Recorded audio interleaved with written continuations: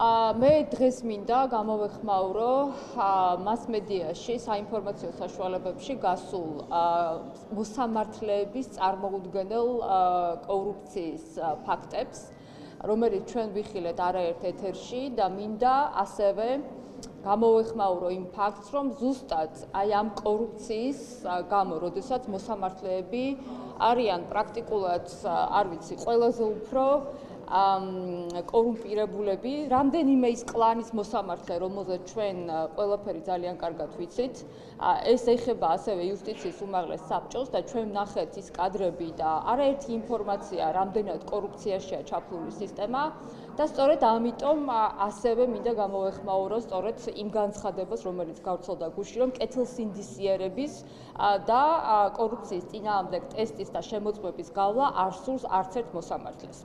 სასამართლო სისტემაში კორუფციის სავარაუდო შემთხვევების ხელშემწყობი ძირითადი ფაქტორია, რა თქმა უნდა, მართლმსაჯულების ადმინისტრირებაზე არასათანადო გავლენა მოსამართლეთა გავლენიანი ჯგუფის მიერ.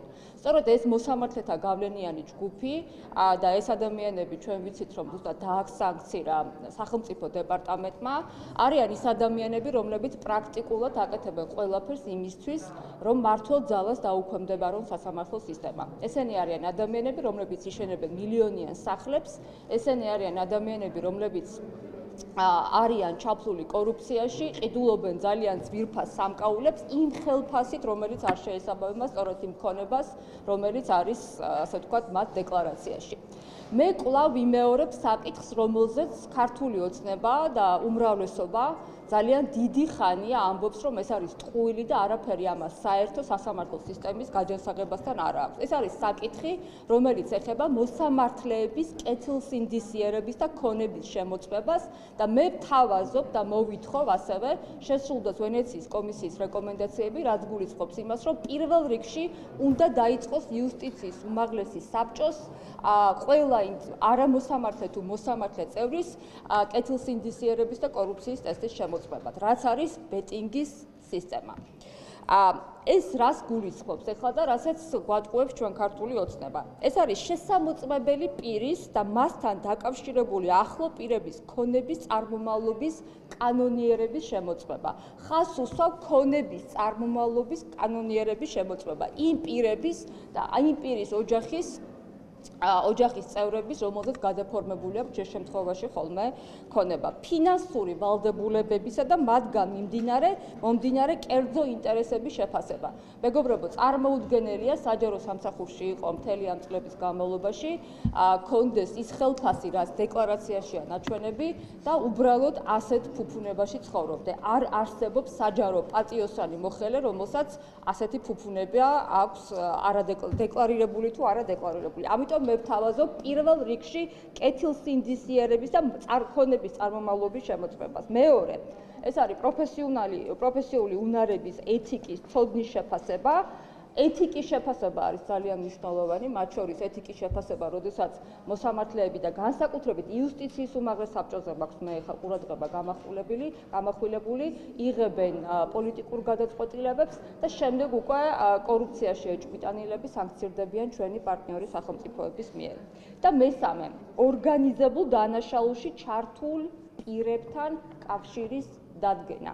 ეს არის სწორედ ბეტინგის სისტემა, რაზეც ქართული ოცნება ჩვენ გვესაუბრება, რომ თითქოს ეს არის რაიმე სახის პოლიტიკური გადაწყვეტილება. არა, მეგობრებო, მე საუბრობ იმაზე, რომ პირველ რიგში უნდა შემოწმდეს ქონების წარმომავლობა, ორგანიზებულ დანაშაულში ჩართულობა, განსაკუთრებით იმ ადამიანების, რომლებიც კლანთან არიან კავშირში და კლანი კორპორატიული მმართველობა, ეს არის ორგანიზებული დანაშაული და რა თქმა უნდა კეთილსინდისიერების შემოწმება. ასევე არ შემიძლია გამოვეხმაურო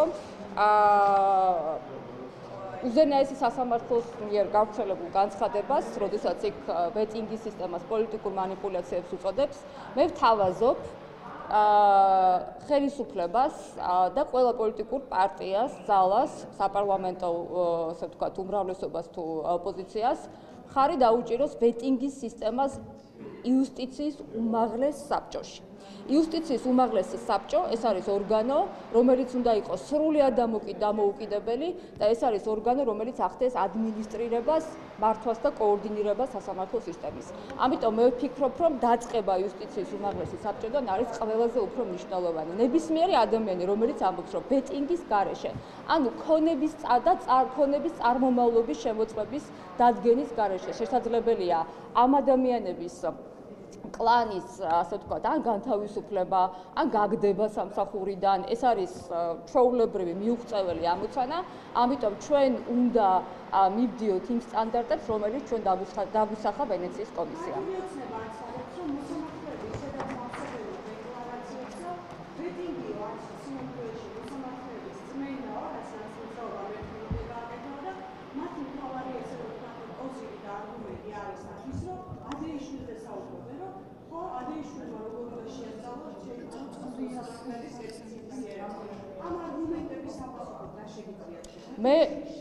მე არაფერი საერთო ადეიშულს ან ვინმეს ბეტინგის სისტემასთან არ აქვს, ეს არის სრული დემაგოგია და манипуляция.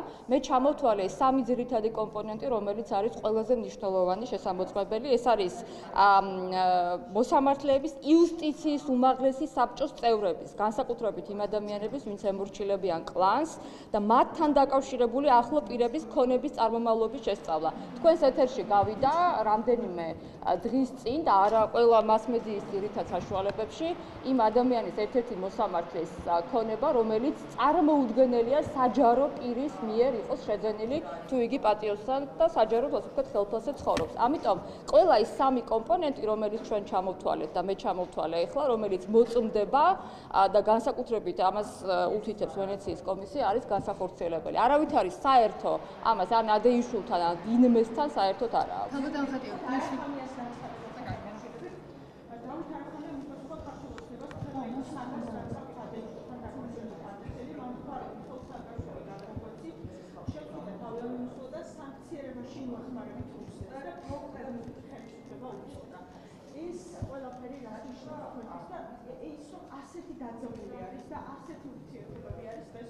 პირველ რიგში ეს არის ჩემთვის ძალიან მტკივნეული და მე ვფიქრობ, რომ საქართველოს ეროვნული ინტერესებისთვის ნამდვილად დამაზიანებელი, როდესაც ჩვენ უკრაინასთან გვაქვს ესეთი მსგავსი ურთიერთობები.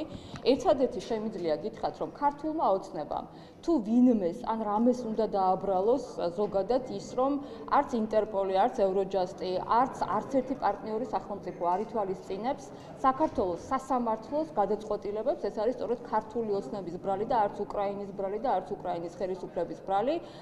ნებისმიერი გადაწყვეტილება, რომელიც მიიღო ქართული ოცნების სასამართლომ, ყველა საერთაშორისო ორგანიზაციამ, რომელიც ახლა მე ჩამოვთვალე, ეს არის ინტერპოლი იგივე, ასე ვთქვათ, მიიჩნია ამ ორგანიზაციებმა მიიჩნიეს, რომ ეს გადაწყვეტილებები არის პოლიტიკური გადაწყვეტილებები. ამიტომ ნებისმიერი მსჯელობა იმ საკითხზე, რომ უკრაინა არის რამეში დამნაშავე ან ნებისმიერი ჩვენი პარტნიორი სახელმწიფო, ეს არის ასევე დემაგოგიური განცხადებები. თუ ვინმე და რამე იმსახურებს უმდობლობას, ეს არის საქართველოს და ქართული ოცნების სასამართლო სისტემა, რომელიც არის თავიდან ბოლომდე პოლიტიზირებული.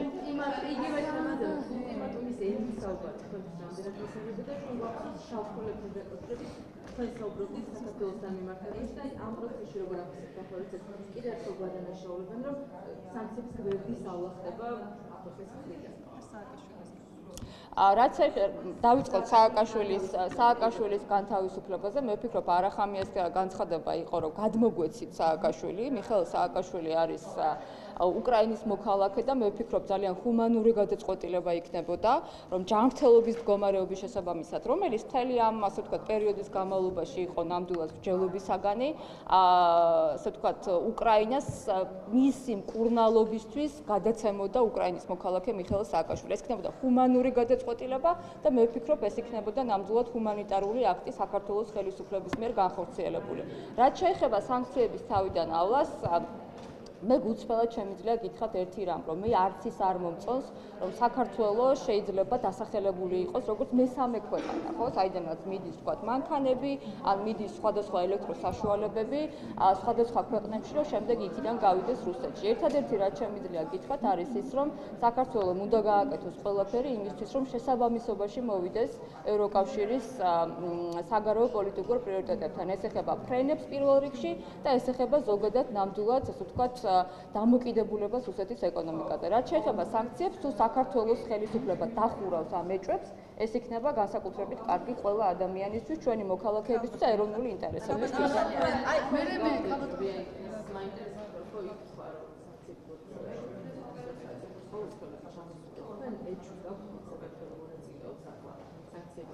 არა, მე არ შემიძლია მკითხაობა, მე შემიძლია მხოლოდ ფაქტებზე დაყრდნობა. სხვათა შორის მე ეს კითხვა დაუსვი იგივე თუ არ ვწდები ფინანსთა მინისტრს, როდესაც გამოქვეყნდა ინფორმაცია იმასთან დაკავშირებით, რომ ძალიან ბევრი საერთაშორისო, ასე ვთქვათ, ძალიან ბევრი ავტომობილი, რომელიც, ასე ვთქვათ, სანქცირებულია ის კომპანია, რომელიც გამოვიდა რუსეთიდან, საქართველოსდან გადადიან რუსეთში. ხო, აი ესეთი ფაქტები არსებობს, ამიტომ თუ დახურავს ამას საქართველოს ხელისუფლება და თავიდან ბოლომდე გააკონტროლებს ამ მიმართულებასაც, იქნება ძალიან მნიშვნელოვანი. ბატონო ვისი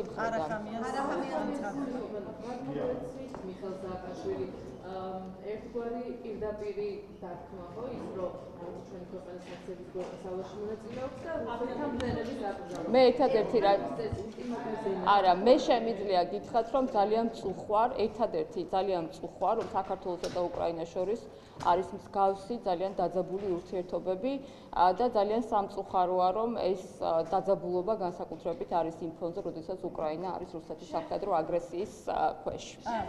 ბოდიში სალომე.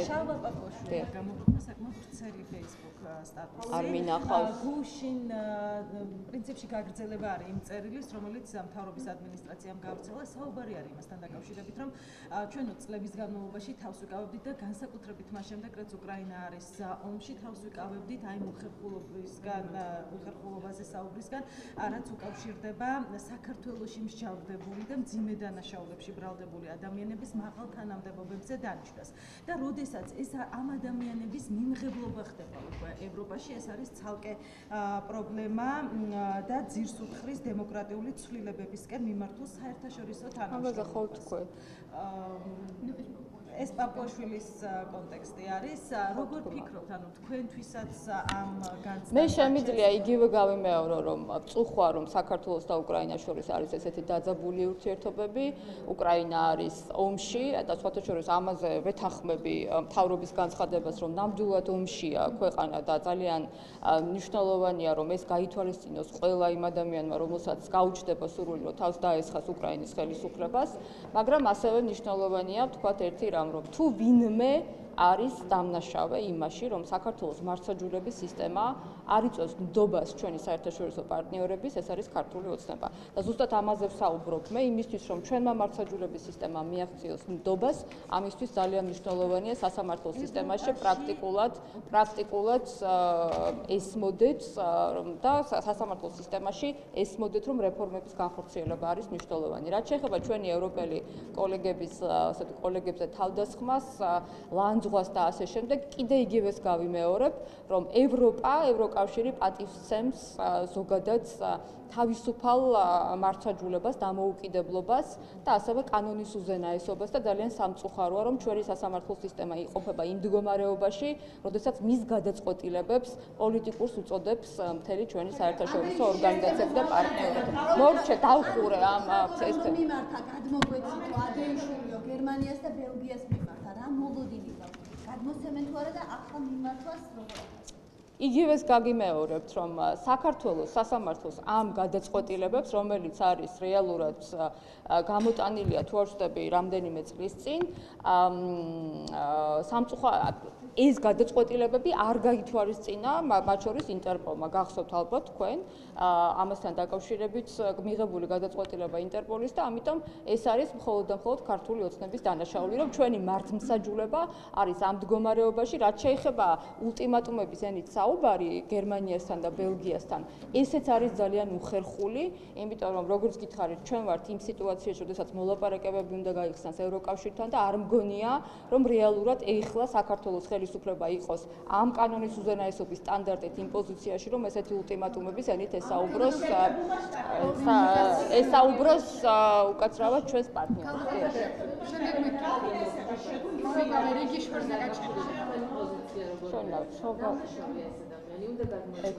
ერთი წუთით რა, მე ხომ მოსამართლე არა ვარ. მე არა ვარ მოსამართლე, მე არ შემიძლია ვინმეს დანაშაული შევაფასო, მე შემიძლია მხოლოდ ვთქვა ის, რომ დამოუკიდებელ სასამართლო, დამოუკიდებელი უნდა იყოს სასამართლო, რომ ჩვენ ვენდოთ სასამართლოს. ამერიკის შეერთებულმა შტატებმა საქართველოს დაფინანსება შეუწირა 1 მილიონს და აი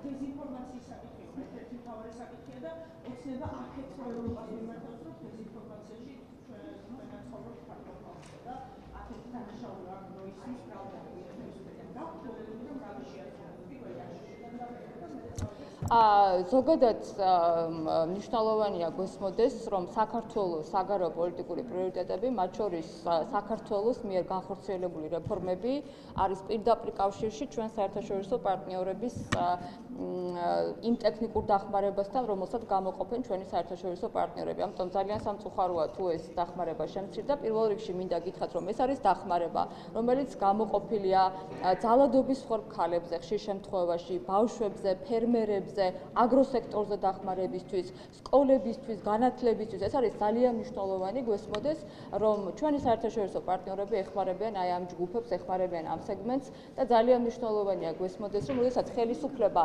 თავს ესხმის არასამთავრობო სექტორს, არასამთავრობო სექტორი არის ძალიან დიდი და ზუსტად იმ ჯგუფებზე, რომელიც ახლა მე ჩამოვთვალე, ბავშვები, სკოლები, განათლება, ფერმერები, ძალადობის მსხვერპლი ქალები, ძალადობის მსხვერპლი ბავშვები და ასე შემდეგ, აი ამ ჯგუფებზე მიმდინარეობს მუშაობა. ნებისმიერი ტექნიკური დახმარება, რომელიც მოდიოდა საქართველოში კანონის უზენაესობის, დემოკრატიის, სამოქალაქო სტანდარტების დამკვიდრების კუთხით, ეს იყო საქართველოს მოქალაქეების მიმართ განხორციელებული კეთილი ჯესტი, ნაბიჯი და რა თქმა უნდა ძალიან სამწუხაროა, რომ ხელისუფლების ამ დამოკიდებულების გამო შესაძლებელია ტექნიკური დახმარებების შემცირდეს.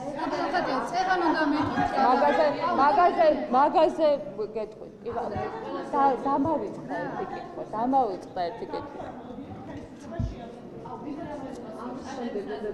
კი ბატონო.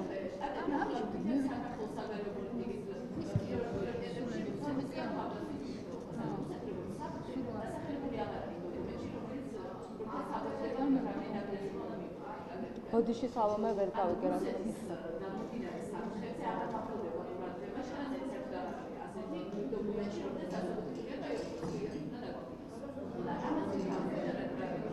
რომელი დოკუმენტით აქედან ჩვენ არა, მე ვფიქრობ, რომ რუსეთი რომ საფრთხეა ჩვენი ქვეყნისთვის და რუსული დეзинფორმაცია და ჰიბრიდული ომი რომ საფრთხეა ჩვენი ქვეყნისთვის, ეს ძალიან კარგად ესმის ჩვენ საერთაშორისო პარტნიორებს. ერთადერთი შემიძლია გითხრათ, რომ ძალიან მნიშვნელოვანია, რომ რუსულ დეзинფორმაციას და რუსულ ჰიბრიდულ ომს ებრძოლოს ასევე საქართველოს ხელისუფლება, რაც სამწუხაროდ მთელი ამ წლების განმავლობაში ძალიან ნაკლებად ხდება, ან ხშირ შემთხვევაში დეзинფორმაციას თვითონ, როგორც იცით და ასეთი არაერთი მაგალითი ყოფილა, მათ შორის Facebook-ზე სხვადასხვა ჯგუფები ახალისებს ხოლმე საქართველოს ხელისუფლება. რუსეთი არის საფრთხე საქართველოსთვის, რა თქმა უნდა, და ძალიან მნიშვნელოვანია, რომ ეს ამ მიმართულებით ჩვენ საერთაშორისო პარტნიორების დახმარებას გამოვიყენებთ. სხვა დათქმა დამავიწყდა ჯიპაზე. ჯიპაზე სუპასუხებ, კი. ნიკა გვარების და ნიკა მელიაზე მინდა აუცილებლად.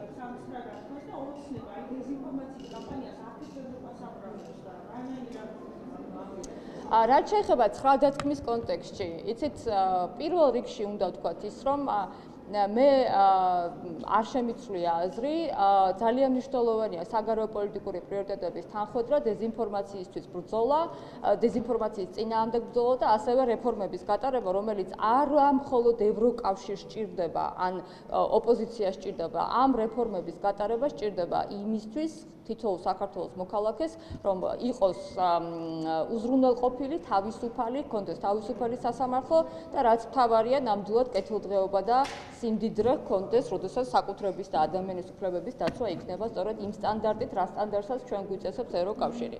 ამიტომ მე ვფიქრობ, რომ ძალიან მნიშვნელოვანია გვესმოდეს, რომ ეს მოთხოვნები და ამ მოთხოვნების შეუსრულებლობამ შეიძლება ჩვენ ძალიან მძიმე ანგარიში მოგვიტანოს ოქტომბერში, ან შუალედურ დასკვნაში, ან ოქტომბერში შემდეგ და სამწუხაროდ შემდეგ დეკემბერში დაისვას კითხვის ნიშნები. ამისთვის არის ორი მნიშვნელოვანი ნაბიჯი გადასადგმელი. პირველ რიგში თავისუფალი არჩევნების ჩატარება, სადაც რა თქმა უნდა მე დარწმუნებული ვარ და ძალიან ოპტიმისტურად ვყურებ, რომ იქნება პროდასალური კოალიციის გამარჯვება და მეორე ძალიან სერიოზული და მყარი არგუმენტაცია და განხორციელება იმ ძალიან მნიშვნელოვანი ნაბიჯების და რეფორმების, რომელიც აუცილებელია სწორედ 9 დათქმის შესასრულებლად. ქართული ოცნების პირობებში განსაკუთრებით დეზინფორმაცია, დეოლიგარქიზაცია, მარცვაჯულება, სასამართლო სისტემა, რა თქმა უნდა, ალბათ არ იქნება შესრულებული, იმიტომ რომ ეს ნიშნავს, რომ ისინი ავტომატურად უარს ამბობენ ძალაუფლებაზე. ხალხთან ხარ, მე მინდა გითხოთ დიდი ხანი. გაერთიანებასთან დაკავშირებით, მაშინ მეცნიერის წარმომადგენლები გელოდებათ, რომ თქვენც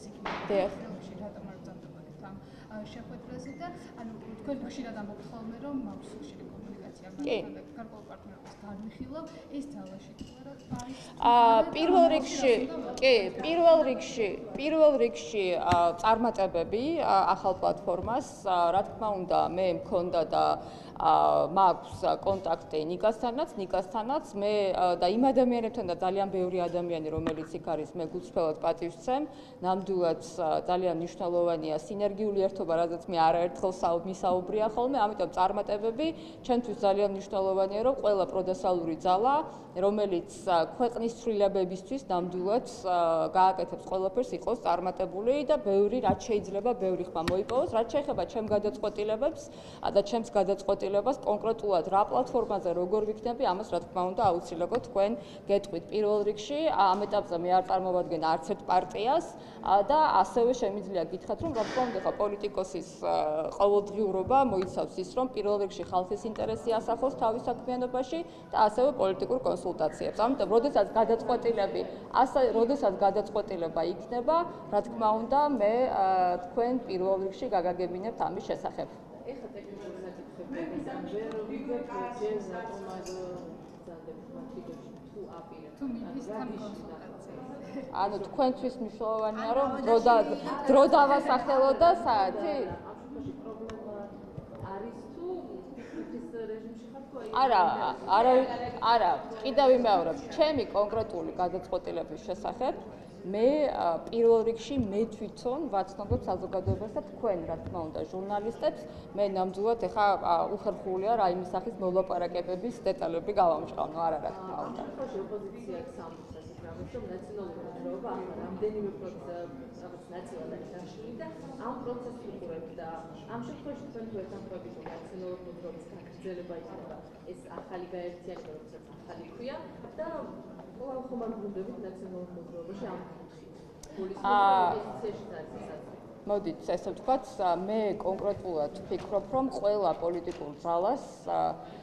პოლიტიკური ძალა დამოკიდებულია იმაზე, როგორ იმუშავებს, რამდენ ამორჩევლს მიიმხრობს, როგორი იქნება მომავლის ხედვა, როგორი იქნება, ასე ვთქვათ, სანდოობა, დარწმუნება ადამიანების და რა თქმა უნდა, პირველ რიგში ხალხის ინტერესის ასახვა. ამიტომ მე არ შემიძლია ხა კონკრეტულად რაიმე სახის ანალიზი შემოგთავაზოთ, ყველაზე საუკეთესო ანალიზი ეს არის არჩევნები. ნახოთ, მე ვფიქრობ, რომ მუშაობაა პირველ რიგში აუცილებელი და დარწმუნება ადამიანების მათ შორის განსხვავებაზე.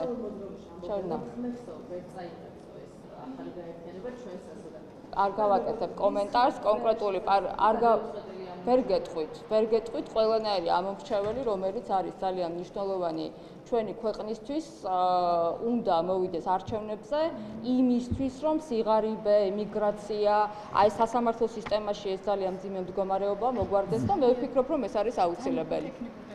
კი ბატონო.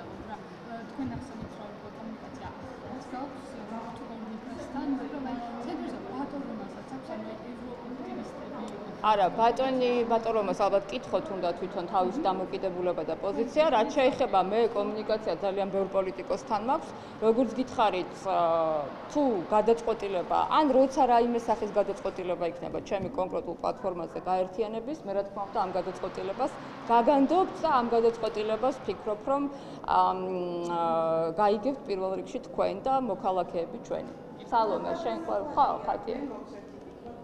კი ბატონო. და მე მინდა ვთქვათ, გრიგორი კარასიძესთან დაკავშირებით, არაცინი არ ცხადებს, რომ იმედს გამოგვამს, რომ ხაჯაიას პირობებში მოთხოვნა იქნება არაოფიციალური დიალოგი, რაც ნიშნავს ეს განცხადება, რაცთვის ხაჯაიას და შიაბაშიძის ნაცვლად და თქვენ გაიჩინეთ თუ არა რაიმე არა, მე პირველ რიგში მინდა გითხრათ, რომ არ ვფიქრობ, რომ რაიმე სახის ოფიციალური არქივი სჭირდება ბიძინა ივანიშვილს რუსეთთან კომუნიკაციის გასაღრმავებლად, იმიტომ რომ სხვადასხვა არხებია, როგორც ვიცით.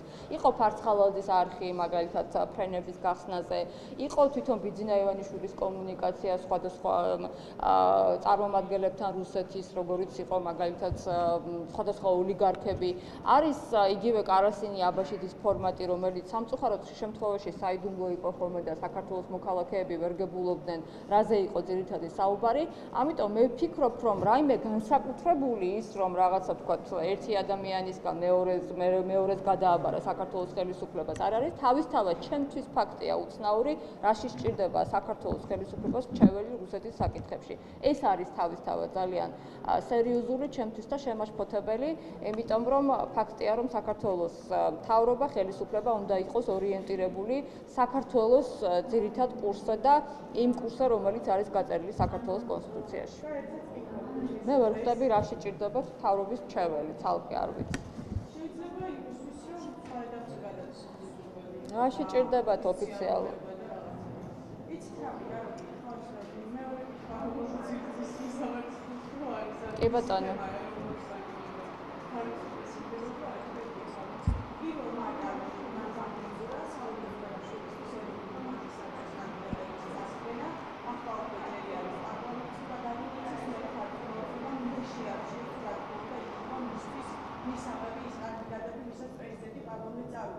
რა შეგიძლიათ მითხრათ, რა პროცესებთან გვაქვს საქმე, რა მოდულები გაქვთ, კიდევ რა შეიძლება მათ შორის რაღაც ახალი დაპირისპირება?